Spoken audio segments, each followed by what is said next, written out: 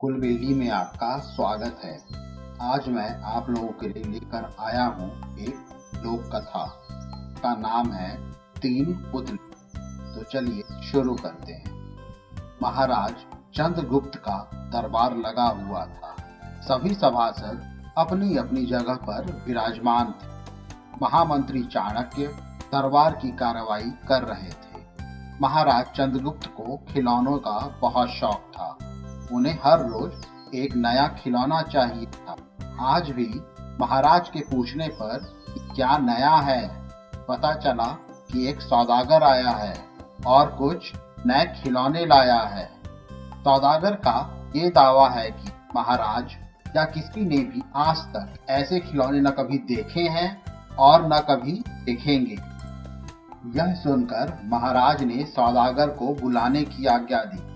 सौदागर आया और प्रणाम करने के बाद अपनी पिटारी में से तीन पुतले निकालकर महाराज के सामने रख दी और कहा कि महाराज, ये तीनों पुतले अपने आप में बहुत विशेष हैं। देखने में भले एक जैसे लगते हैं मगर वास्तव में बहुत निराले हैं। पहले पुतले का मूल्य 1,00,000 मोहरे हैं, दूसरे का मूल्य 1,000 मोहरे और तीसरे पुतले का मूल्य केवल 1 मोहर है। सम्राट ने तीनों पुतलों को बड़े ध्यान से देखा। देखने में कोई अंतर नहीं लगा, फिर मूल्य में इतना अंतर क्यों? यह प्रश्न ने चंद्रगुप्त को बहुत परेशान कर दिया। हार के उसने सभासदों को पुतले दिए और कहा कि इनमें क्या अंतर है, मुझे बताओ। सभासदों ने तीनों पुतलों को घुमाया फिराया, सब तरफ चारों तरफ देखा, मगर किसी को भी इस गुत्थी को सुलझाने का जवाब नहीं मिला। चंद्रगुप्त ने जब यह देखा कि सभी चुप हैं, तो उसने वही प्रश्न अपने गुरु और महामंत्री चाणक्य से पूछा। चाणक्य ने पुतलों को बहुत ध्यान से देखा और दरबार को 3 तिनके लाने की आज्ञा दी। तिनके आने पर चाणक्य ने पहले पुतले के कान में तिनका डाला। सबने देखा कि तिनका सीधे पेट में चला गया। थोड़ी देर बाद पुतले के ओठ हिले और फिर बंद हो गए। अब चाणक्य ने अगला तिनका दूसरे पुतले के कान में डाला। इस बार सबने देखा कि तिनका दूसरे कान से बाहर आ गया और पुतला ज्यों का त्यों रहा। ये देखकर सभी की उत्सुकता बढ़ जा रही है कि आगे क्या होगा।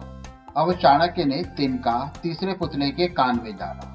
सबने देखा कि तिनका पुतले के मुंह से बाहर आ गया और पुतले का मुंह एकदम खुल गया।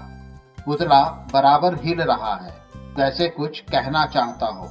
चंद्रगुप्त के पूछने पर कि ये सब क्या है और इन पुतलों का मूल्य अलग अलग क्यों है, चाणक्य ने उत्तर दिया, राजन, चरित्रवान सदा सुनी सुनाई बातों को अपने तक ही रखते हैं और उनकी पुष्टि करने के बाद ही अपना मुंह खोलते हैं।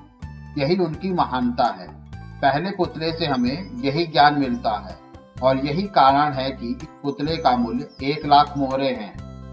कुछ लोग सदा अपने में ही मग्न रहते हैं, हर बात को अनसुना कर देते हैं। उन्हें अपनी वाह वाह की कोई इच्छा नहीं होती। ऐसे लोग कभी किसी को हानि नहीं पहुंचाते।